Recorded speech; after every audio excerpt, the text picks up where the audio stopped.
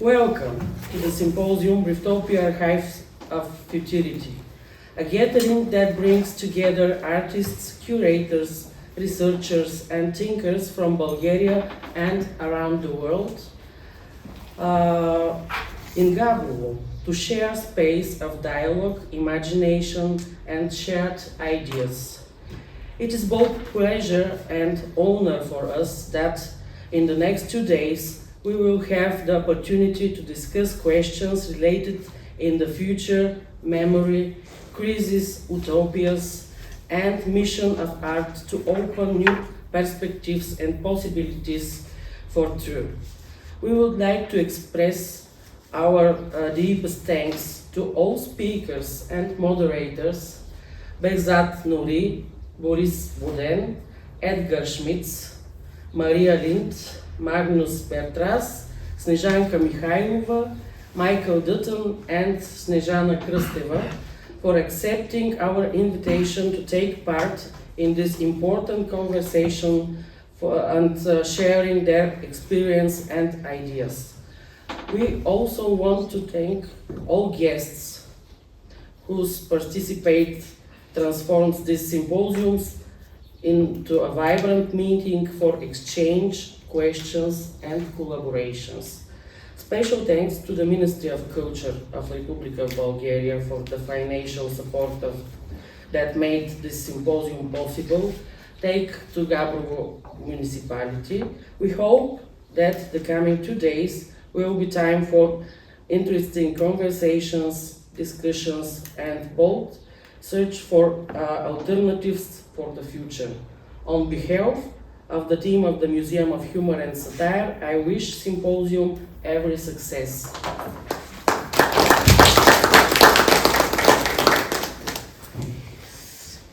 Welcome from me again. I will also read. This is the first time I have actually prepared a speech. Usually I improvise.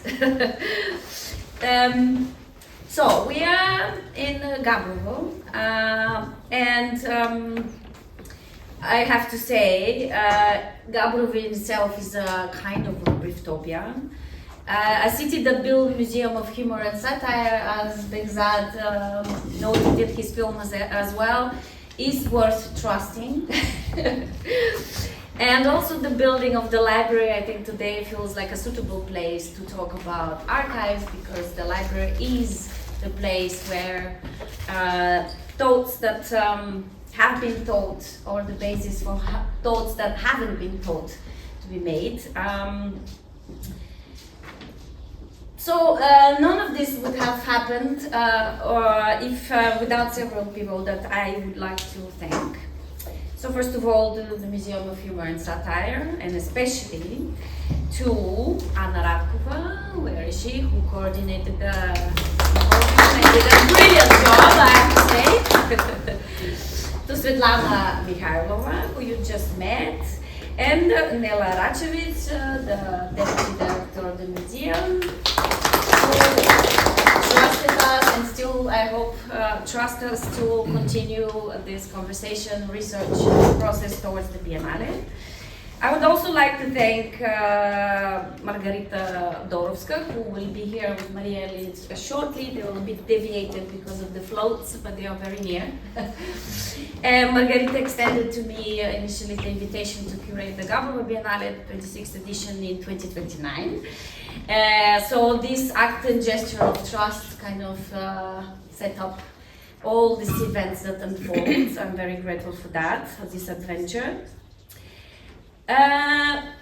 The word Briftopia, I have to thank Behzad for his word that entered my vocabulary, my thinking, my practice, and I'm yet discovering what does that mean in terms of curatorial practice, artistic practice.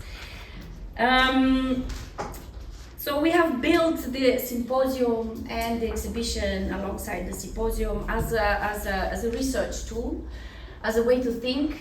So today it's, I would like to think that we are sharing the process of learning ourselves. It's the beginning of a process towards the Biennale, as I have mentioned. And I'm very grateful that you are part of it. And what happens in this library the next 2 days, I believe will shape what is to come the next 3 years.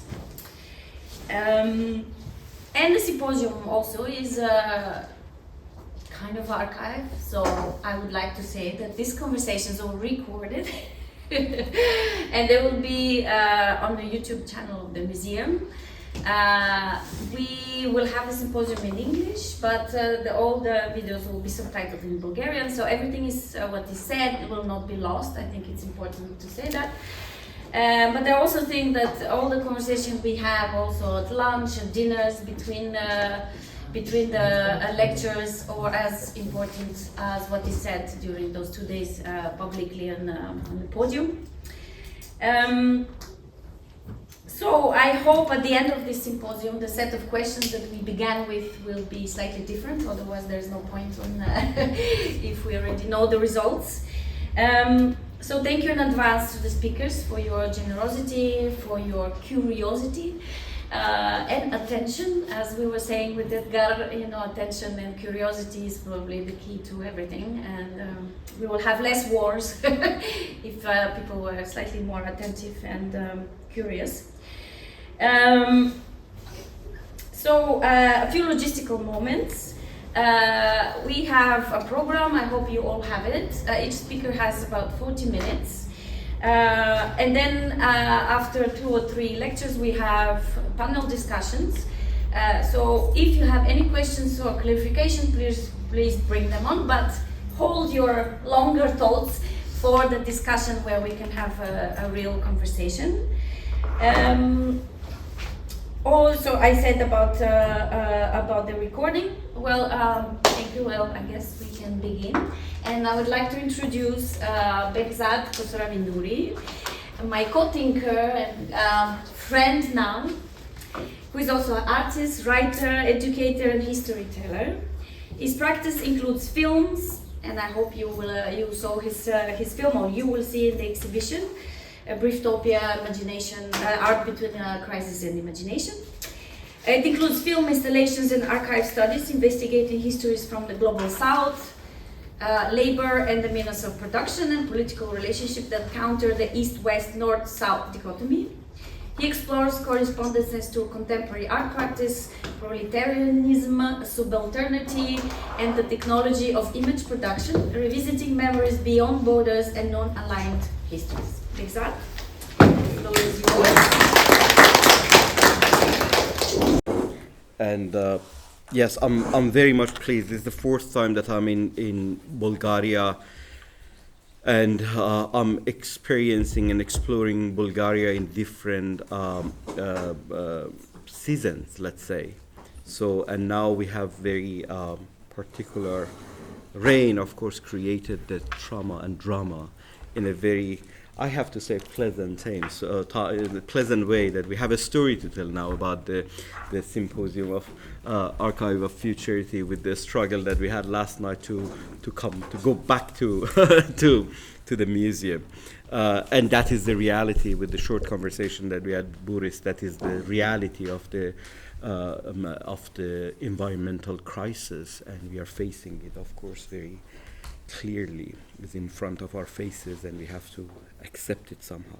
Behzad, I think we need slightly louder, one notch. Okay, yeah, I can actually talk very loud, but you know, yeah, it's a years of teaching, you know, just kind of the muscle of the throat is kind of quite muscly, let's say.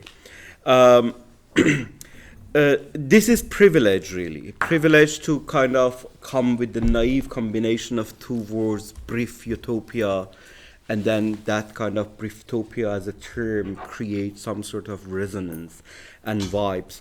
And I'm delighted that Gabrovo and Museum of Humor and Satire will be the platform of examining, practicing, investigating the potentiality, the possibility of something which is related to futurity, and how is it possible to archive that futurity.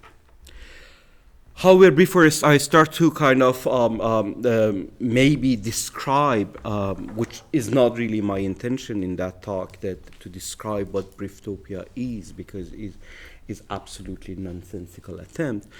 But I need to tell you that where I'm writing from, and that is of course essential in order to understand that how the contextualization of the time, it creates form of thought. There are uncertain moments in thinking and writing, a feeling that fuses ideas, rage, fear, and fragments of thought into words.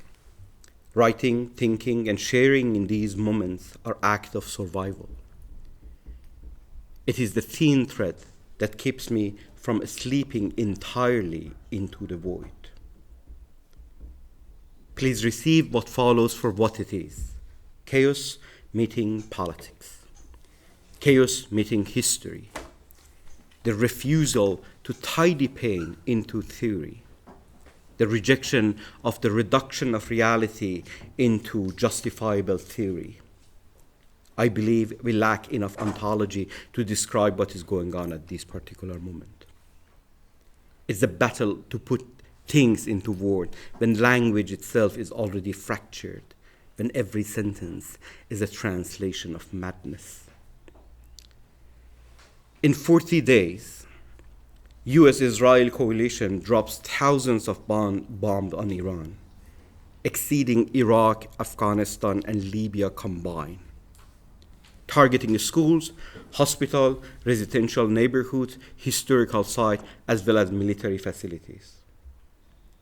And maybe here I'm quite maybe selfish, because somehow when I see the historical sites are targeted, I understand that it's not about bringing freedom and democracy. It is about erasing memory.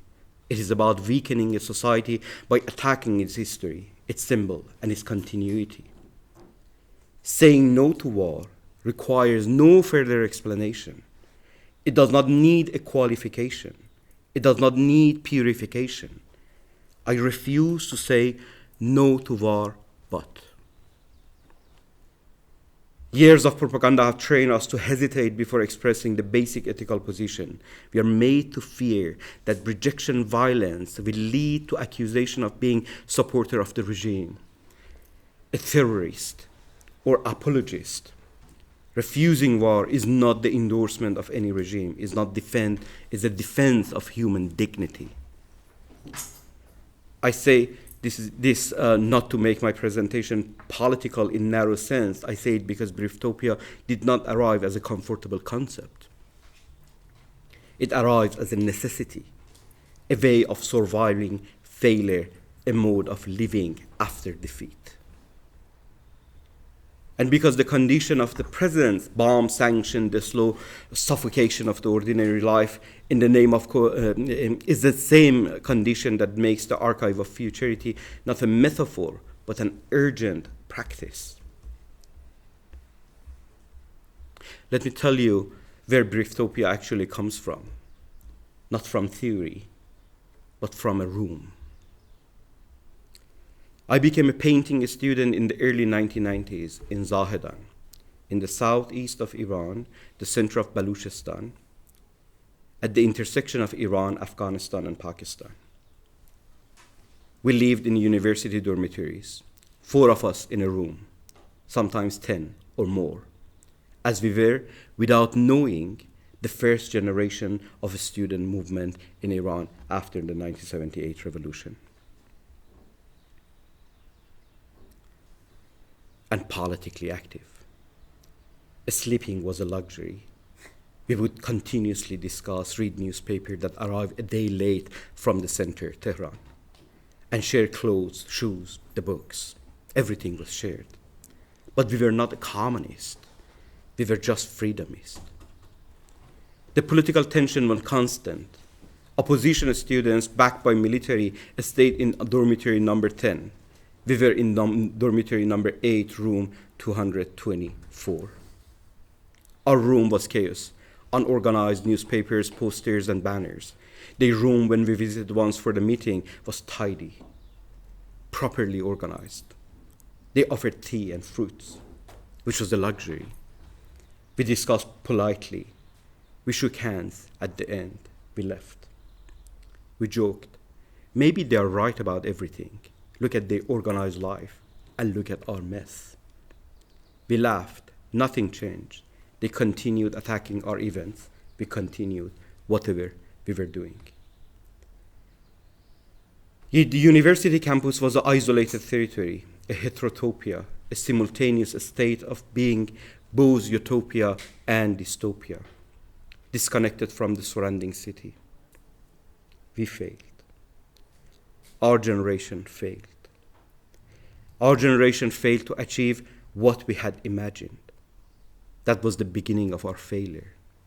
We resisted. We failed. We paid less than our ancestors, who were revolutionaries, those devoured by the revolution, who ended up in long prison sentences or shallow graves in the specific section of Tehran cemetery known as Khavara, or who were fundamentally invisibilized in their exile in the Western countries. But inside that failure, inside that chaos, inside that shared laughter, Briftopia was already happening before I had the word for it. The brief moment where imagination refused to surrender to the fact of the defeat. The flicker that stays lit, not because there is a reason for hope, but because the alternative, letting it go out, is worse. I was also a painter. I painted mainly drawings, as paint was expensive. I used industrial tar and pencil. I could not connect my drawings to the political activities. They were separated, and I could not understand why. That gap between the act of making and the act of living is something that I have been trying to close ever since. Briftopia here is maybe one of the bridge. Mark Fisher, in his 2014 book, Ghost of My Life, described the condition within late capitalism. He called it the slow cancellation of the future. The sense that under late capitalism and the authoritarian mutation and colonial extension, the future has become a repetition of the present rather than a genuine possibility, a temporal flattening, a phantasmagoric loop. Let me redefine it in another condition outside the realm of Western capitalism. A month after the 12 Days War, and it's quite interesting, of course, to define it in that way, that 12 Days War, 40 Days War. This is a new terminology in order to define the everyday life at the moment. After the 12 Days War, large advertisement banner had been erected in one of Tehran's main square. Not Islamic regime propaganda, or not only propaganda. Advertisement for the iPhone 17 Pro Max and its iconic orange color. Let that settle for a moment.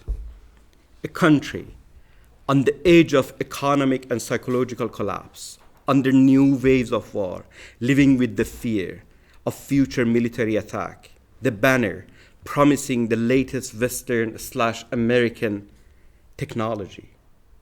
Technology that is not even registrable in Iran due to US sanction.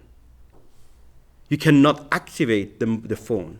You can only own it as an object of desire, a commodity without a full function. My cousin, who refused to leave Tehran during the war, passes the banner on his way to work as a building guard in early morning, every day.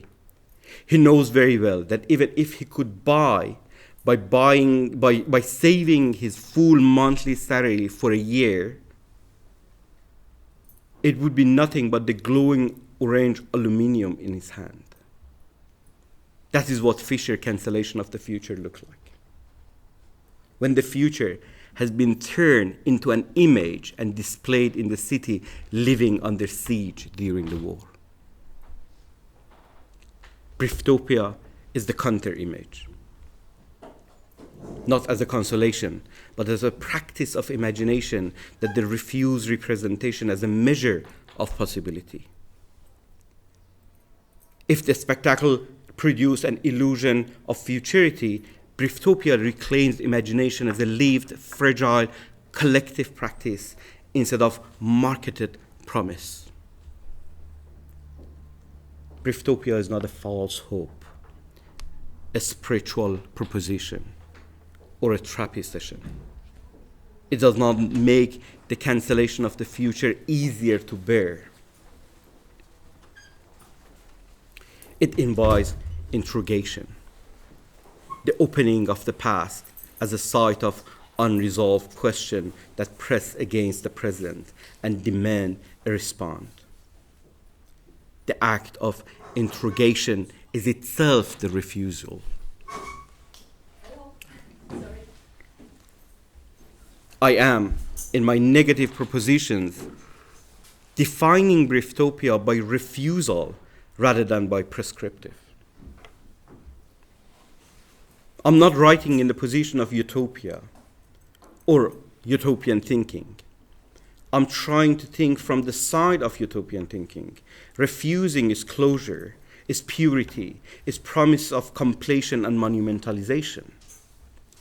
Utopia promises arrival, Briftopiya only offers continuity. When I write Briftopiya, I'm not building, I'm mending. Each sentence leaks a little, and that leakage is the proof of its incompleteness.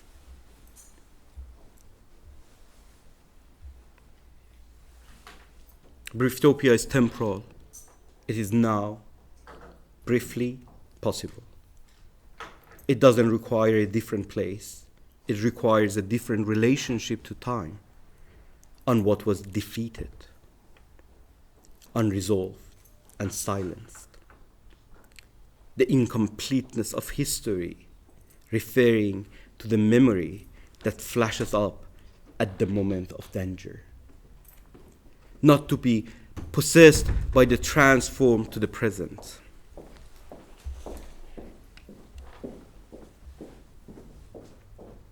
Briftopiya is based on this incompleteness. It does not reach for the pure origin or the resorted past. Our defeats left something unfinished, hence still alive. That is the relationship between the incompleteness and still alive. Still pressing against the present, still demanding something. This is precisely what Briftopiya refuses to resolve. The incompleteness is not a problem to be solved. It is the material condition. I travel a lot. I cross the borders legally with a passport. I lived in Pakistan, in Karachi, for 4 years. And on every journey to Karachi, 13 hours, I make my way through the airport following sign in Urdu and English. The Urdu sign is easier for me to read because it's similar to Farsi. Among the signs, I always notice the one that read international departure. In Urdu, Bain al-Aqwami Ravangi. If you translate the sign into the Farsi and then from Farsi to English, something unexpected happens. Ravangi becomes Ravan Budan, fluidity. Bain al-Aqwami becomes amidst ethnics. The dry formal airport sign for international departure becomes entangled ethnic fluidity. Here, translation produced an imagination for a new phenomena rather than the equivalence. This is the method. Briftopiya exists within this kind of crossing, the intersection of healing and imagination. The border is not only a site of wounding, but as a reconfiguration. Each crossing is a brief utopia, a suspension of sovereignty and language, a moment of imagination, reconfiguration, a space when the future flickers as a potential. This is why colonial temporality matters here. Eurocentric modernity position linear progress as universal, regulating non-Western cosmologies to the static past, while Europe occupied the future. This temporal hierarchy is not only philosophical, but is also structural violence. Briftopia interrupts this chronology. Is not replace it with another universal. It is insists on the specific, the located, the translated. Reading Walter Benjamin in Tehran in Farsi is not the same as reading him in Berlin. I read Walter Benjamin in Tehran exactly during the time that I was explaining. I read Foucault. We were very much into Benjamin Foucault. And then we thought that we understood, for example, discipline and punishment in Foucault. But I understood discipline and punishment of Foucault when I moved to Sweden, and one day I was sitting in the metro in the first week that I was in Sweden. And suddenly I understood that, oh, Foucault was talking about this. The translation performs the argument. This is not the letter reading. It may be more complete one, revealing what Benjamin could not fully see from where he stood. So I own Benjamin. I'm not using them to legitimize my argument. But I hold this carefully. The translation comparison carries a risk, the flattering of different in the name of solidarity. Benjamin's dangers and my danger are related but not identical. The specific texture of surviving under Islamic Republic, under sanction, under war, watching an iPhone banner in the bombed city, it has its own historical specificity that does not need other theories to validate or legitimize it. The most important things may be where the comparison breakdowns, because that breakdown, that untranslatable reminder, is exactly when Briftopiya leaves.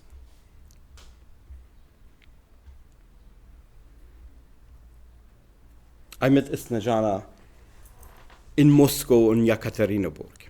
So I didn't remember that we met first in Moscow or Yekaterinburg. But then I asked her the other day, and she said that we met in Yekaterinburg. But I kept it in my writing. That when I was writing this text, I didn't remember when we met. Before the war in Ukraine, during the Ural Industrial Biennale, I don't recall the exact moment we discussed Briftopiya. For me, at that time, the term offers a glimpse of thought rather than descriptive terminology. It was a word reaching towards something I couldn't yet fully define. As it is today, I'm still unable to describe it. Years passed, I received a message, an invitation to participate in an exhibition, and the later co-curated the new edition of Gabrovo Biennale under the theme of Briftopiya. Something had happened that I hadn't anticipated. The concept had escaped its author. Just a word, not the description. A simple and maybe ironic combination between brief and utopia. And I want to be very honest here about what that means, both in gifts and its difficulties. In the classic model of philosophical and theoretical argument and writing, a concept is developed privately, refined against existing literature, and relieved into the world in a complete form. The author publishes first, then share.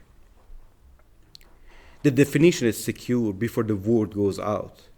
Misreading can be identified and corrected. The author remains the arbiter of meaning. I did something different without knowing. I put the word out before the definition was complete, before I could fully describe it myself, not as a strategy, but because that is how the concept actually arrived. Briftopiya was never mine to begin. It emerged from the dormitory in Zahedan, from the fishing port in Karachi, from the street in Tehran. It was always already collective. Publishing a fixed definition would have been a betrayal of its own logic. The consequences is that I cannot walk around correcting people. I cannot say that is not Briftopia means. Everybody who uses the term in everyday life in a banal conversation is producing knowledge with it. This is the advantage. A concept that cannot be owned, cannot be easily captured, is circulated as a trigger rather than prescription. It invites collective elaboration rather than demanding individual mastery. It creates the condition for kind of knowledge production that is genuinely shared, not in the soft sense of participation that I criticize, but in the hard sense that no single voice, including mine, holds the authoritative voice and version. The disadvantage is real too. A concept without a fixed definition can be emptied. It can be appropriated by exactly the institution and logic it was meant to resist. It can become decoration.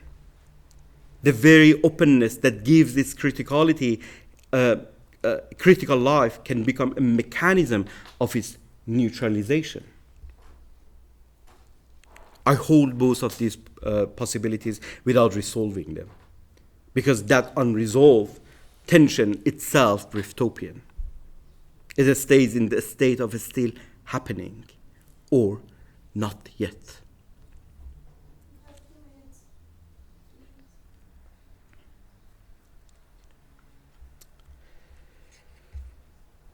There is a short story by the Bulgarian writer Georgios Gospodinov about a girl named Blind Vaisha.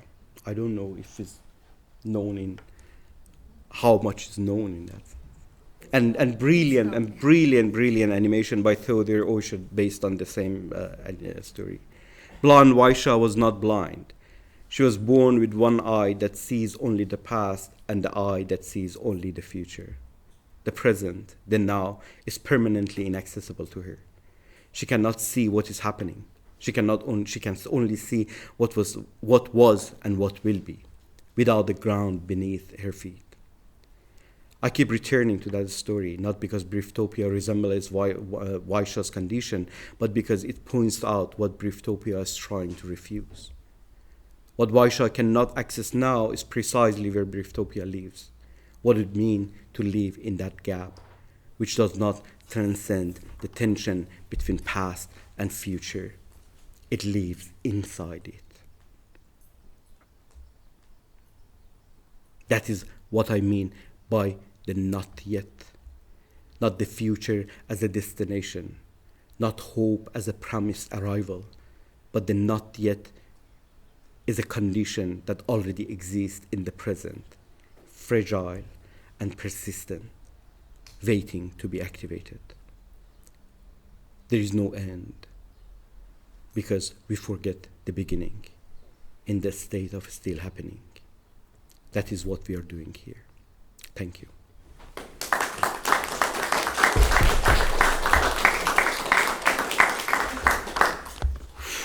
I did it. Thank you, Behzad. I'll grill you later. Okay, good.